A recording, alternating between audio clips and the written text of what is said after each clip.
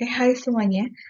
Eh, kita sambung mengenai aktivitas pendanaan mengenai dua jenis manfaat pensiun. Tunjangan pensiun itu di sini artinya perusahaan sebagai pemberi kerja menjanjikan manfaat moneter pada karyawan setelah pensiun. Sifatnya biasanya tunjangannya bulanan sampai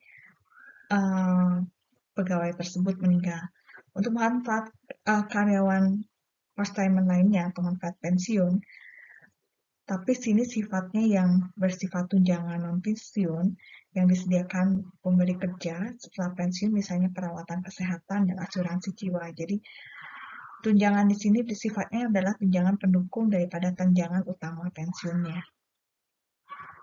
berupa manfaat yang bisa digunakan ketika karyawan tersebut misalnya sakit, dia bisa menggunakan asuransi kesehatan, atau ketika karyawan tersebut meninggal, karena didaftarkan asuransi jiwa, pihak keluarga yang ditinggalkan mendapatkan manfaat dari asuransi jiwa. Untuk pensiun, di sini ada dasar pensiun, itu ada perencanaan pensiun dan dana pensiun dan vestingnya atau haknya. Perencanaan pensiun di sini manfaat yang melibatkan daripada kontribusi pada rencana, karya yang memperoleh manfaat dan dana pensiun. Dan untuk yang sifatnya dana itu dikelola wali amanat, sifatnya independen daripada majikan atau pemberi kerja, maksudnya pemilik daripada perusahaan yang dipercayakan, dengan tanggung jawab memberi kontribusi dan investasi dengan cara yang tepat untuk mengucurkan sejumlah dana pensiun atau tunjangan pensiun kepada karyawan. Vesting hak karyawan atas tunjangan pensiun terlepas dari apakah karyawan tetap bersama perusahaan atau tidak. Biasanya diberikan setelah karyawan melayani beberapa periode minimum dengan perusahaan. Jadi untuk jangka waktu yang telah panjang, walaupun karyawan tersebut pindah, karyawan tersebut berhak mendapatkan dana pensiun dengan aturan tertentu, misalnya sudah 20 tahun kerja dan sebagainya. Lalu untuk kategori daripada perencanaan pensiun, di sini ada yang berupa defined benefit dan defined contribution. Defined benefit di sini lebih mengutamakan untuk jumlah tunjangan pensiun yang dijanjikan majikan untuk diberikan pada pensiun. 6. Majikan menanggung risiko kinerja dana pensiun. Lalu yang sifatnya kontribusi, di sini rencana yang menentukan jumlah kontribusi pensiun yang dibuat pengusaha untuk rencana pensiun, karyawan menanggung risikonya.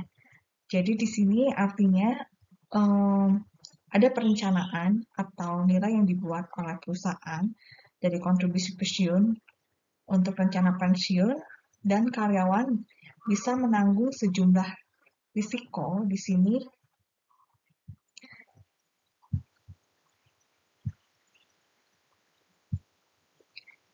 Sejumlah risiko untuk kinerja daripada dana pensiun. Jadi misalnya ada terkait asuransi kerja, terjadi kecelakaan kerja, di sini perusahaan menanggung kecelakaan yang terjadi pada saat kerja. Kalau buruh karyawan itu misalnya potong oleh mesin, salah satu bagian tubuhnya atau jatuh dan sebagainya. Fokus daripada analisis pensiun di sini, rencana manfaat yang ditetapkan perusahaan merupakan bagian utama dari rencana pensiun dan merupakan fokus analisis untuk mengingat implikasinya terhadap kinerja perusahaan dan posisi keuangan di masa depan. Jadi dampaknya apakah sudah tepat pemberian tunjangan itu baik bagi karyawan ataupun kesanggupan perusahaan memberikan dana tersebut, posisi keuangan tersebut di perusahaan di masa depan. Lalu untuk di sini elemen dari proses pensiun itu dari pemberi kerja, perusahaan, kontribusi, dana pensiun, dan manfaat yang diberikan pada karyawan. Di sini dana pensiun biasanya diinvestasikan dan ada pengembalian dana yang akan nanti diberikan pada karyawan, karena perusahaan juga harus mempunyai kemampuan dalam memberikan dana. Bagaimana caranya? Ya perlu diinvestasikan sehingga bisa memberikan dana tersebut pada karyawan.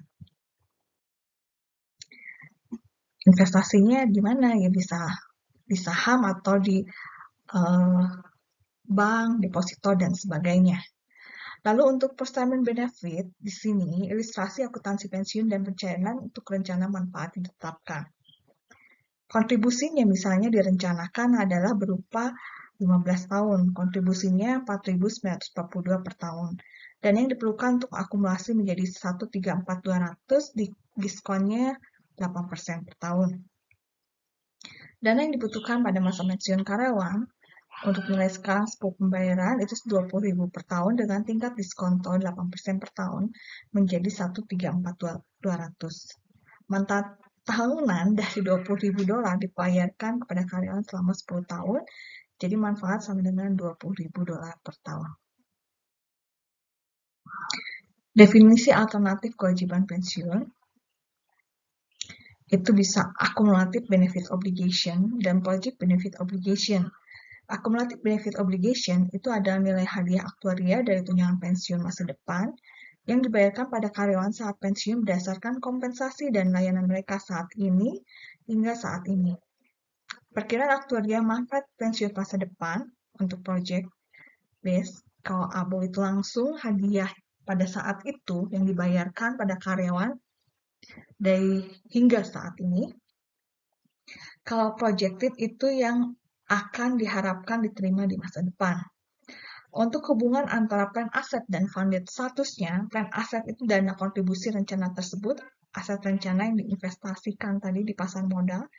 Fundednya di sini perbedaan antara nilai aset rencana dan PBO yang mewakili posisi ekonomi bersih dari rencana tersebut.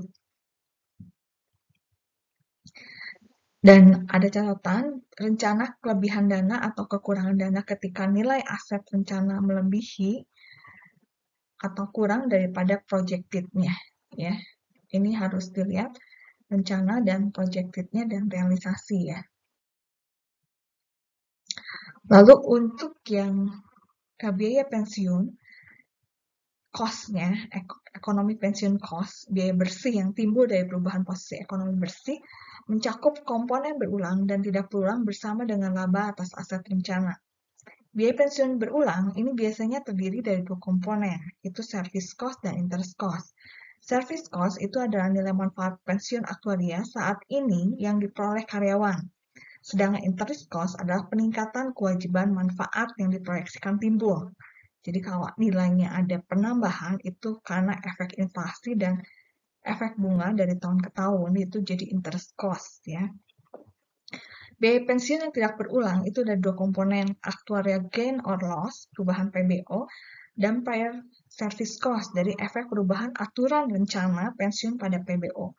Return on plan asset itu actual return on plan asset, yaitu merupakan pendapatan rencana pensiun, itu bisa terdiri dari pendapatan investasi, itu sebagai apresiasi modal dan dividen, dan bunga diterima. Biaya manajemen kurang ditambah menyadari belum direalisasikannya apresiasi atau dikurangi dengan depresiasi dan aset rencana lainnya. Ini ditujukan untuk mengimbangi sampai biaya pensiun ekonominya bersih. Jadi di sini aktual kenyataan yang diterima bersihnya pada saat pegawai itu betul-betul pensiun itu adalah actual return on plan asset. Gain of loss, perhitungan kerugiannya. Service cost adalah biaya pelayanan dari jas sebelumnya karena efek perubahan PBO. Ini aturannya ada S87 dan S8158. Pengakuan status pada neraca mengakui status yang didanai dari rencana pensiun pada neraca. Aset dan kewajiban pensiun itu terjaring satu sama lain sebagai status yang didanai daripada dilaporkan secara terpisah baik sebagai aset dan kewajiban yang sesuai.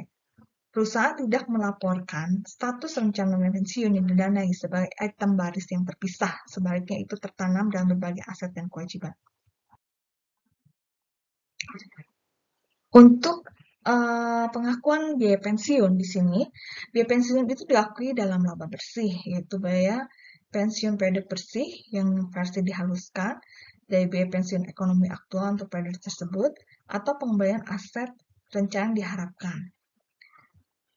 Dan perbedaan antara aktual yang diharapkan yang ditangguhkan ini harus dicatat dan jumlah yang ditangguhkan ini secara bertahap diakui sebagai proses atau amortisasi ya. Amortisasi ini mirip depresiasi, tapi istilah untuk pensiun ini disebut amortisasi. Artikulasi daripada balance sheet efeknya jadi di neraca dan efek di laporan laba rugi. Penangguhan laba bersih untuk periode tersebut termasuk dalam pendapatan komprehensif lainnya untuk periode tersebut. Penangguhan bersih kumulatif termasuk dalam akumulasi pendapatan komprehensif lainnya, yaitu komponen ekuitas pemegang saham. Nah, di sini ketika kewajiban pensiun secara ekonomi yang dilaporkan ini nggak ada perbedaan di sini ya. Jadi plan aset dikurangi kewajiban pensiun sama dengan status dana pensiun, itu jadi akumulatif other comprehensive income pencatatannya. Sekarang kita lihat kalau mekanismenya di sini. Jadi yang kita lihat itu adalah actual return on plan asset, kerugian, keuntungan dan kerugian dan biaya jasa sebelumnya ya. Tambahkan di sini kalau misalnya dibandingkan dengan pada laporan laba rugi terjadi perataan ya. Mekanismenya di sini ada yang jumlah tidak diamortisasi, tapi juga ada yang kalau ditangguhkan atau amortisasi tahun itu lalu akan dihitung dibagi perhitungan masa pensiun umur karyawan tersebut sampai masa pensiun itu berapa tahun lagi. Itu dibagi jumlah, misalnya pensiunnya 25 tahun lagi, jadi dibagi 25 di amortisasinya. Tapi kalau misalnya dari saat si karyawan itu masuk sampai karyawan itu pensiun, karyawan itu masuk misalnya umurnya udah cukup ini ya, maksudnya sehingga mendekati pensiun, jadi di atas 40 misalnya, jadi tinggal 15 tahun lagi. Ya, makanya ada beberapa perusahaan maksimal umur itu yang diterima pada umur tertentu ya. Lalu untuk fitur daripada akuntansi OPEP-nya di sini yang ada tulis S158, dia OPEP diakui ketika dikeluarkan daripada yang benar-benar dibayarkan. Aset rencana OPEP ini diimbangi dengan kewajiban OPEP dan pengembalian dari aset ini diimbangi dengan biaya OPEP-nya. Keuntungan dan kerugian aktuaria, biaya layanan sebelumnya, dan kelebihan pengembalian aktual atas pembelian aset rencana yang diharapkan ditangguhkan kemudian dikonsolidasi. OPEP accounting terminologinya atau istilah daripada akuntansi OPEP. Di sini ada akumulasi daripada manfaat pensiun atau APBO, ini kewajiban OPEP daripada pemberi kerja atau perusahaan, dan yang diharapkan daripada manfaat pensiun nilai masa depan saat ini terkait dengan karyawan. Lalu pengakuan daripada di neraca di sini APBO itu dialokasi atas layanan yang diharapkan karyawan dengan perusahaan. Kewajiban proporsional disebut akumulasi kewajiban manfaat atau pasca retirement. Ini diakui pada neraca. APBO adalah bagian APBO yang dipengaruhi oleh layanan karyawan pada status tertentu, sedangkan status OPEP-nya itu didanai dengan perbedaan antara APBO atau yang aktual dengan nilai wajar aset yang tunjuk untuk memenuhi kewajiban jika ada. Pengakuan biaya OPEP di sini untuk pensiun. OPEP biaya pensiun ini diakui pada net income, termasuk di dalamnya adalah komponen ada service cost, interest cost yang diharapkan, dan amortisasi. Yang diamortisasi itu enggak hanya biaya servis, tapi juga keuntungan dan kerugiannya pun diamortisasi, ya. Ditambahkan dari perbedaan aktual, diharapkan ini kalian bisa baca sendiri. Nah, untuk pengakuan di neraca dan net income seperti hanya pensiun, biaya manfaat porsen benar bersih yang dihaluskan tidak akan mengartikulasi dengan perubahan status yang didanai dalam neraca. Ya. Jadi di sini adanya terlihat ada di comprehensive income untuk nilai daripada akuntansi OPEP ini. Untuk analisa dari manfaat pensiun di sini ada 5 langkah. Yang pertama menentukan dan maksudnya mengimbangkan daripada nilai biaya dan kewajiban. Ya, apakah sudah sama manfaat dan cost-nya yang dilaporkan dari ekonomi atau aset. Lalu yang kedua, lakukan penyesuaian yang diperlukan terhadap laporan keuangan. Yang ketiga, mengevaluasi asumsi daripada tingkat diskonto, pengembalian diharapkan, tingkat pertumbuhan, dan pengaruhnya terhadap laporan keuangan. Yang keempat, periksa paparan resiko pensiun. Yang kelima, pertimbangkan implikasi arus kas post-retirement rencana manfaatnya.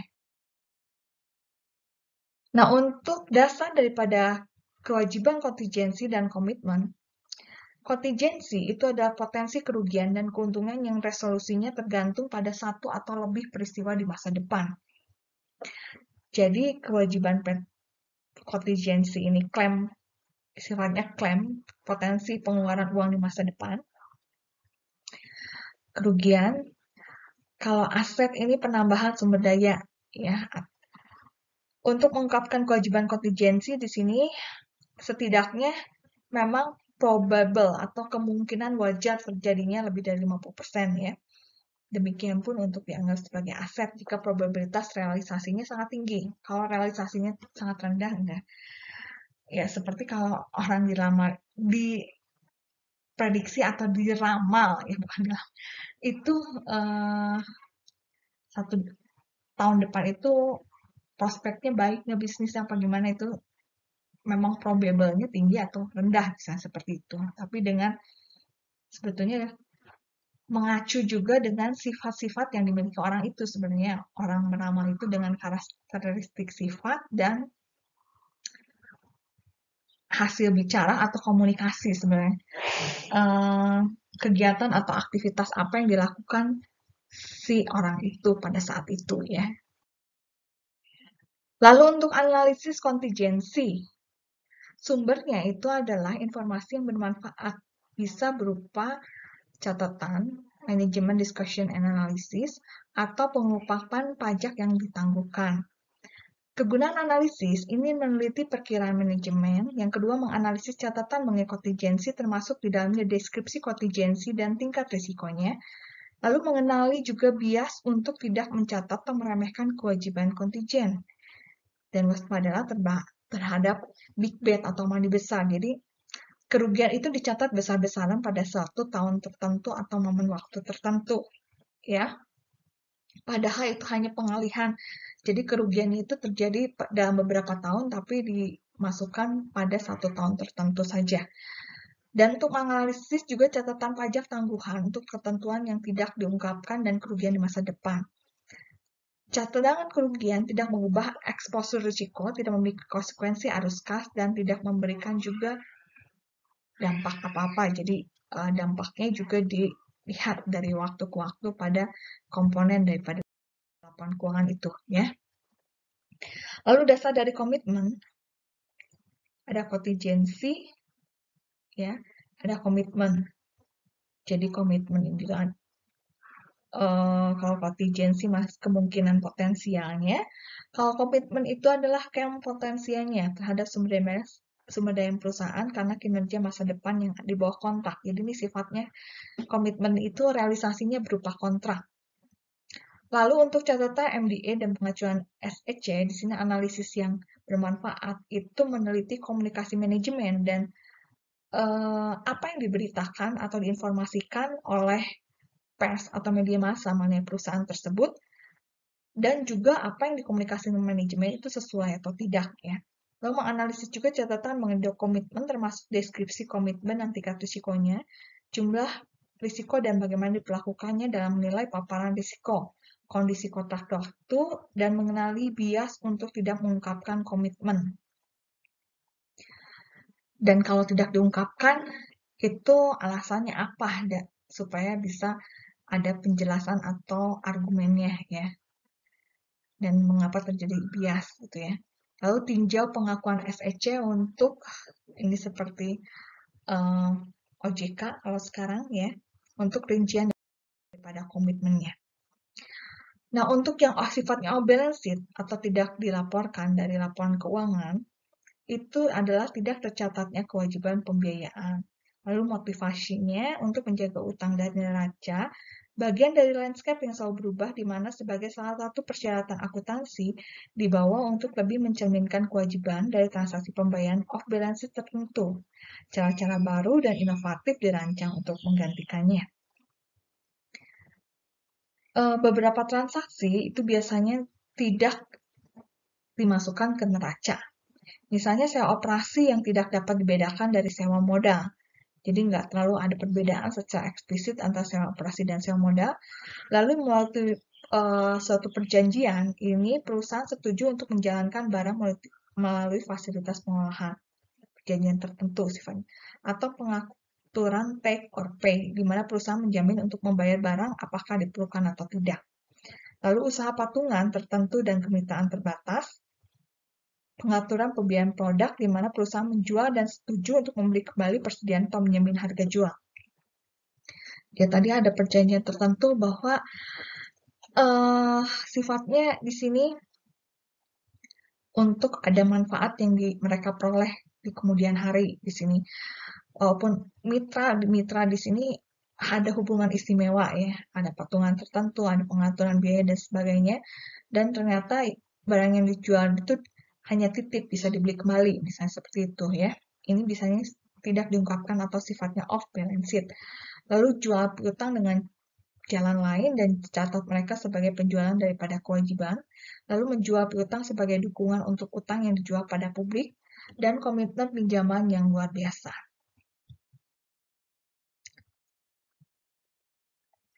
Yang dianalisa di sini untuk pengungkapan daripada yang tidak, kenapa hal itu tidak diungkapkan di laporan keuangan atau di catatan laporan keuangan, itu sifatnya kontrak dan jumlah pokok, lalu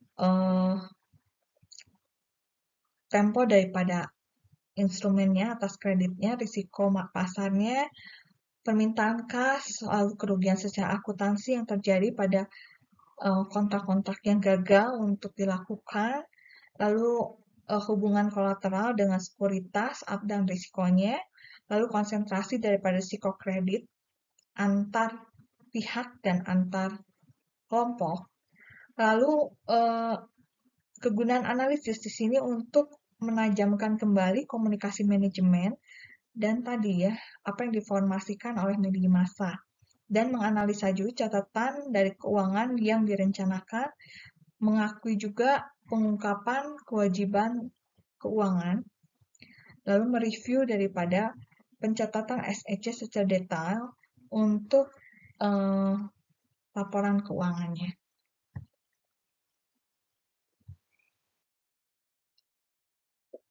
Lalu ada yang sifatnya special purpose entity.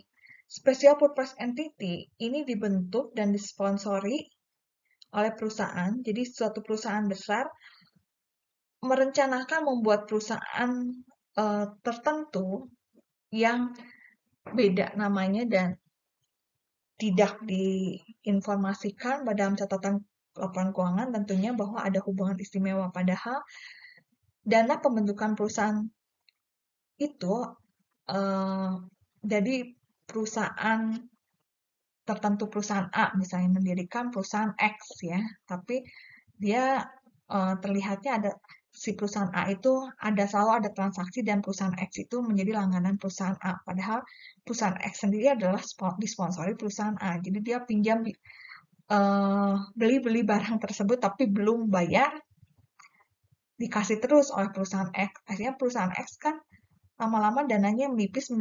bangkrut, kolaps, dan kalau dianggap bangkrut suatu PT di sini tidak perlu membayar utang karena dinyatakan pailit gitu ya, ditutup ya sudah. Tapi kan perusahaan A-nya jadi berkembang pesat, perusahaan X-nya yang disponsori SPE-nya tutup, nanti dia bikin lagi perusahaan Y. Padahal yang bikinnya adalah perusahaan A dan sengaja dia supaya bisa membeli barang dengan harga murah atau malah gratis nggak bayar gitu ya, yang jauh lebih murah atau sebagainya.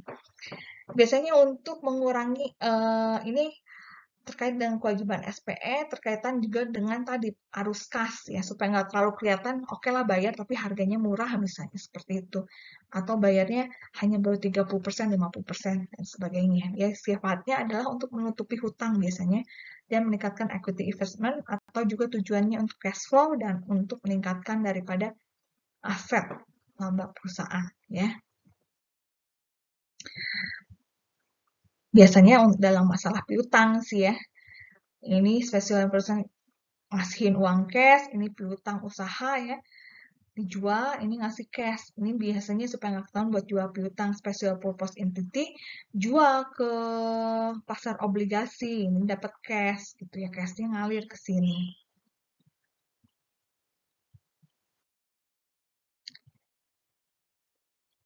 SPE ini menyajikan biaya dengan alternatif pendanaan yang rendah, dengan kredit market yang langsung, dan di bawah SPAK tentunya ya.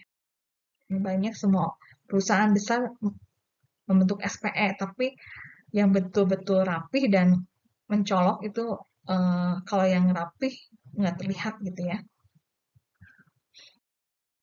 Seperti kasus Enron itu kan terlalu banyak special purpose entity dan akhirnya collapse. Nah, untuk pelaporan capital stock ini menerbitkan saham lalu mengkonversikan menjadi saham preferen, lalu akuisisi dan merger, lalu juga pembelian dan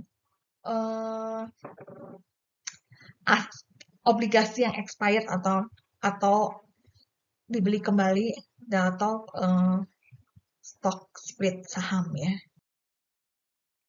Komponen daripada modal saham di sini bisa saham preferen dan saham PIC-nya gitu ya. Ini kalau misalnya lebih ekses atau dari stage value-nya dibandingkan ini seperti di pelajaran akuntansi menengah atau seri-seri stock karena efek buyback ya, mengurangi keduanya antara aset dan shareholder equity dan kontra akon misalnya di sini sifatnya, dan treasury stock dilaporkan sebagai biaya.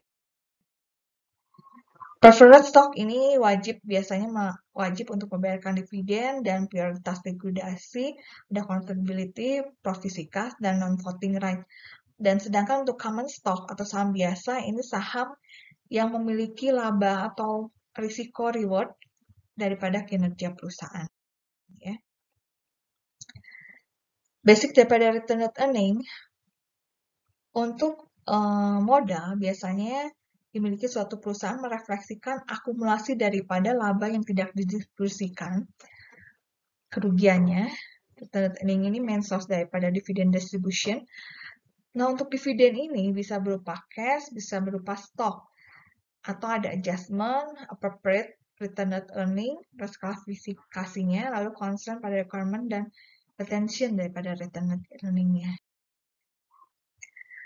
Shareholder equity di sini bisa spin off dan split off ya. Spin off ini distribusi daripada saham pendukung shareholder untuk mengurangi retained earning. Kalau split off mengubah daripada nilai stok yang dimiliki ya, dibagi. Bisa juga diperlakukan sebagai treasury stock. Nah, ini contoh untuk catatan laporan keuangan dari satu perusahaan yang namanya Campbell Soup. Kalau kita lihat di sini biaya pensiun yang tercatat itu selama 3 tahun dari year 9 sampai year 11. Service cost-nya berarti yang terakhir itu adalah 22,1. Di sini kita lihat ada peningkatan, pasti akan bertambah 17,2, 19,3 dan 22,1 ya, dan seterusnya. Ini rate-nya bergerak dari 9%, 9%, dan tahun 11 turun 8,75%.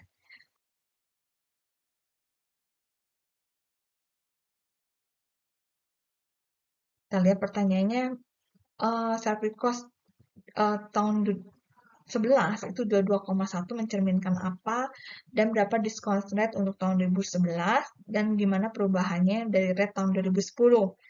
Bagaimana interest projected beneficial obligation ini dihitung, lalu actual return daripada plan asset 73,4. Apakah item tersebut merupakan komponen daripada biaya pensiun? Campbell Soup menunjukkan cumulative benefit obligation-nya itu 714,4. Apa kewajibannya? Lalu identifikasikan jumlah PBO dan jelaskan jumlah daripada perbedaan nilai antara yang dilaporkan dengan aktualnya, lalu apakah dana Campbell biaya pensiun pada akhir tahun 2011. Nah, kalau kita lihat bilangan itu pada tahun 2011 itu kan tadi 22,1 juta. Jadi nilai sekarang dan manfaat aktual yang diperoleh karyawan itu senilai 22,1 pada tahun 11, ya. Diskontonya tarif bunganya itu tahun 9%, tahun 11 berubah menjadi 8,75%. Kalau kita lihat di sini, tingkat diskontonya terjadi penurunan, biaya layanannya yang meningkat, gitu ya. Jadi kalau diskontonya menurun, artinya biaya layanannya meningkat. Kalau biaya bunga dihitung dengan mengalihkan proyeksi kewajiban manfaat PBO pada akhir tahun sebelumnya dengan tingkat diskonto sebesar 8,75%. Berarti biaya bunga tersebut 8,75% dikalikan dengan proyeksi kewajiban manfaat pada akhir tahun sebelumnya. Lalu pengembalian di aset aktual di tahun 11 maksudnya 73,4 juta.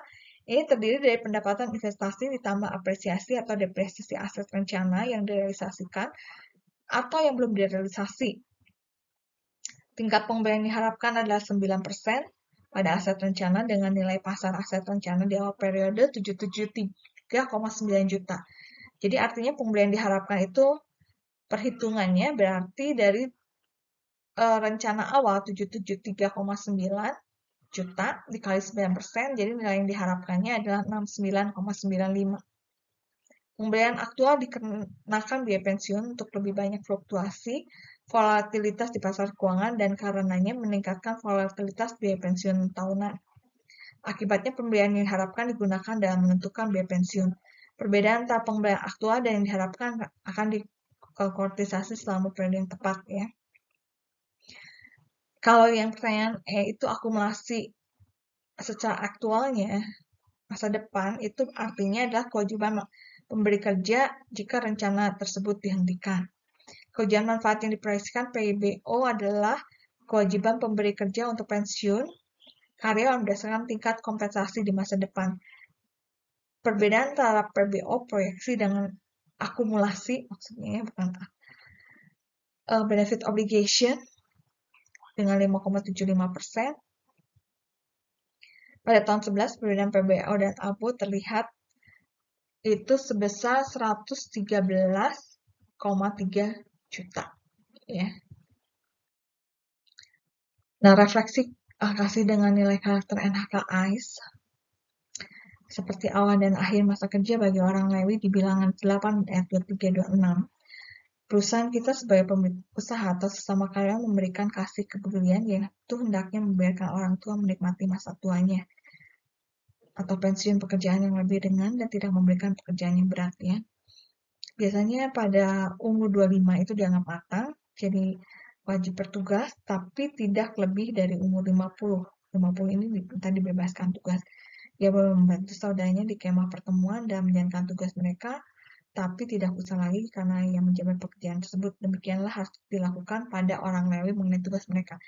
Demikian juga dalam prinsip akuntansi pensiun,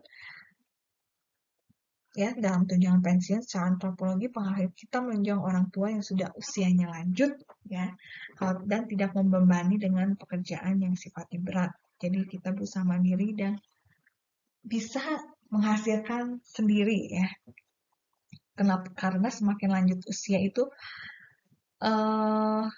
daya berpikir, otak, tubuh semua menurun, ya, fungsi tubuh dan sebagainya. Jadi semuanya harus disesuaikan, gitu ya. Jadi yang muda harus bisa menanggung kehidupan yang lebih tua. Seperti itu refleksi kasihnya. Terima kasih.